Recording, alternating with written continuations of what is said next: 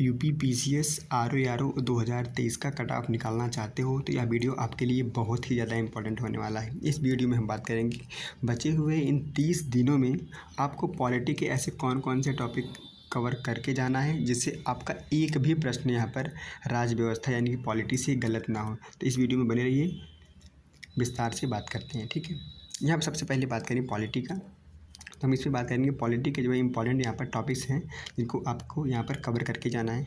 सबसे पहले बात करें यहाँ पर जो है तो फंडामेंटल राइट जो आपका मौलिक अधिकार है, ये स्टार वाला पॉइंट है। ठीक है, यहाँ से 2 से 3 प्रश्न हर बार आपसे पूछे जाते हैं, तो फंडामेंटल राइट आपको यहाँ पर जरूर से ज़रूर कवर करके जाना है। ठीक है, उसके बाद दूसरा इंपॉर्टेंट पॉइंट आता है, टॉपिक आता है राज्य के नीति निर्देशक तत्व यानी कि डीपीएसपी जो आता है।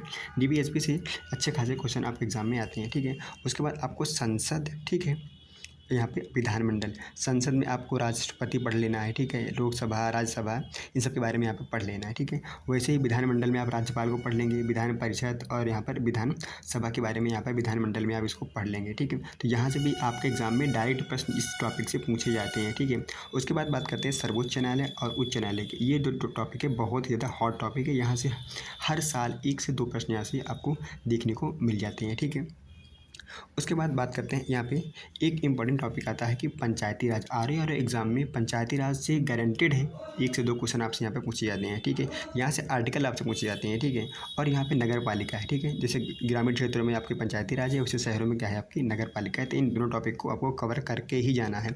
अभी तक जितने भी संविधान संशोधन हुए, जैसे 106 संविधान संशोधन हो चुके हैं। ठीक है, आपके कितने हैं संविधान में, अभी तक 106 संविधान संशोधन हो चुके हैं।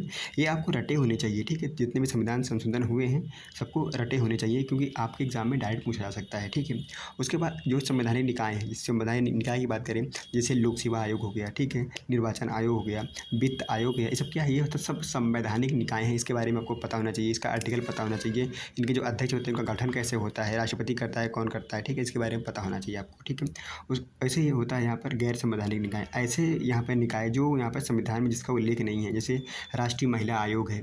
ठीक है, सीबीसी यानी कि सेंट्रल विजिलेंस कमीशन है, सीबीआई है, नीति आयोग है, यह सब क्या है, यह सब गैर जो है संवैधानिक निकाय है। इसके बारे में आपको पता होना चाहिए। जैसे अब यहाँ पर नीति आयोग है, नीति आयोग का चेयरमैन कौन होता है, उसका सीईओ कौन होता है। ठीक है, इसके बारे में पता होना चाहिए। उसका उपाध्यक्ष कौन होता है, उसके उपाध्यक्ष की नियुक्ति कौन करता है, उसके चेयरमैन जो होते हैं उसकी नियुक्ति कौन करता है, इसके बारे में थोड़ा सा आपको आइडिया होना चाहिए। ठीक है, तो संवैधानिक निकाय और गैर संवैधानिक निकाय आपको यहाँ पर पता होना चाहिए। ठीक है, उसके बाद ध्यान रखना उद्देशिका यानी कि प्रेम्बल, जो प्रेम्बल है, प्रेम्बल से आपसे क्वेश्चन डायरेक्ट बनता है कि प्रेम्बल में बंधुता का मतलब क्या है, समाजवाद का मतलब क्या है, ठीक, अखंडता का मतलब क्या है, धर्मनिरपेक्ष जैसे है ना, धर्मनिरपेक्षता है जो बोलते हैं ना, अखंडता है, यहाँ पे बंधुता है, ये सारे वर्ड आपसे पूछे जाते हैं। ये पूछा जाता है कि उद्देशिका में कितने प्रकार की न्याय की बात की गई है, जैसे सामाजिक, आर्थिक, राजनीतिक न्याय की बात की गई है। क्या उद्देशिका संविधान का भाग है, ये पूछ लिया जाता है। क्या उद्देशिका में अभी तक संशोधन हुआ है कि नहीं हुआ है, या हुआ तो कितनी बार हुआ है। उद्देशिका में ऐसे कौन कौन शब्द हैं जो अभी हाल ही में जोड़े गए हैं, ऐसे पूछ लिया जाता है। ठीक है, और आपको यहाँ पर संविधान के जो 25 भाग हैं उसको यहाँ पे आपको रट लेना है कि किस भाग में कौन से प्रावधान यहाँ पर किए गए हैं।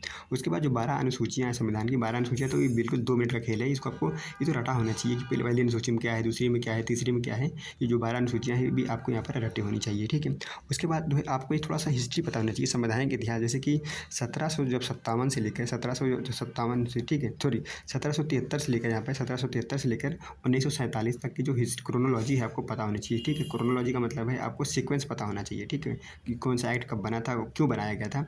ठीक है, जैसे आपसे पूछ लिया जाता है कि 1935 का अधिनियम, 1935 का अधिनियम बहुत ही इंपॉर्टेंट है, क्योंकि यहीं से जो है आपके संविधान में 60% प्रावधान लिए गए हैं। ध्यान रखना, 60% प्रावधान कहाँ से लिए गए हैं, तो वह लिए गए हैं जो है आपका अधिनियम, भारतीय शासन अधिनियम जो है 1935 है, यहाँ से लिए गए हैं। ठीक है, और नेहरू रिपोर्ट से लिए गए हैं, और 10 देशों के संविधान से बहुत सारे प्रावधान लिए गए हैं भारतीय संविधान में। ठीक है, उसके बाद आपको क्या पढ़ना है, उसके बाद जैसे संविधान में कितनी भाषाएं हैं, वर्तमान में कितनी हैं, तो वर्तमान में यहाँ पर 22 भाषाएं हैं। मूल संविधान में कितनी थी, तो मूल संविधान में 14 भाषाएं थी। इसमें पता होना चाहिए कि इसमें जो है कितनी बार अभी तक संशोधन हुआ है।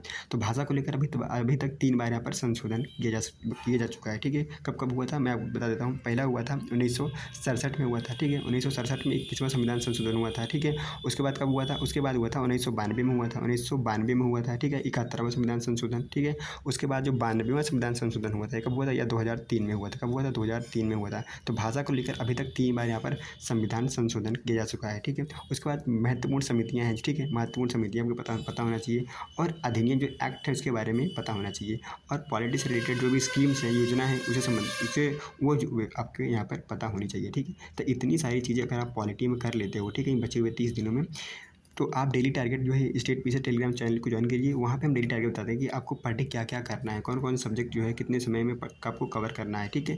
तो इससे क्या होगा, आप 30 दिनों में अच्छी से अपनी तैयारी को यहाँ पर कर पाएंगे, क्योंकि आपका एग्ज़ाम 27 जुलाई को है। अब आपके पास मात्र 30 दिनों का समय बचा हुआ है। अब आपको पर डे कम से कम 10 से 12 घंटे पढ़ना होगा, तभी जो है आपका यहाँ पर सिलेक्शन होने वाला है। आप सभी को पता है कंपटीशन बहुत ही ज़्यादा है, 411 पद हैं, 10.5 लाख से ज़्यादा फॉर्म पड़े हुए हैं, ठीक है। तो आपको यहाँ पर मेहनत जो है जी तोड़ मेहनत करनी होगी, ठीक है। यहाँ पे 10 से 12 घंटे आपको यहाँ पर पढ़ना होगा, और प्लस यहाँ पर सेलेक्टिव पढ़ना होगा। ऐसा नहीं कि आप कुछ भी पढ़ रहे हो, ठीक है। अगर आप पॉलिटी पढ़ रहे हो तो कहाँ से पढ़ रहे हो, लक्ष्मीकांत से पढ़ लो, ठीक है। तो लक्ष्मीकांत का मैं PDF जो है स्टेट पीसीएस टेलीग्राम चैनल पर वहाँ पर अपलोड कर दिया है, वहाँ पर जो है आप पढ़ सकते हो। अभी मैंने जो है वहाँ पे जो है फंडामेंटल राइट इंडिया के मौलिक अधिकार का PDF वहाँ पे अपलोड कर दिया है, ठीक है। तो पर डे जो है वहाँ पे PDF अपलोड करते रहेंगे। आप लोग निरंतर कंटिन्यूटी यहाँ पर पढ़ते रहिए, ठीक है। आपको एक गैप यहाँ पर नहीं मारना है, क्योंकि आपके पास मात्र 30 दिनों का समय यहाँ पर बचा हुआ है, ठीक है। वीडियो देखने के लिए बहुत बहुत धन्यवाद। चैनल को लाइक शेयर सब्सक्राइब जरूर करें, अपने दोस्तों के साथ भी शेयर करें। Thank you so much.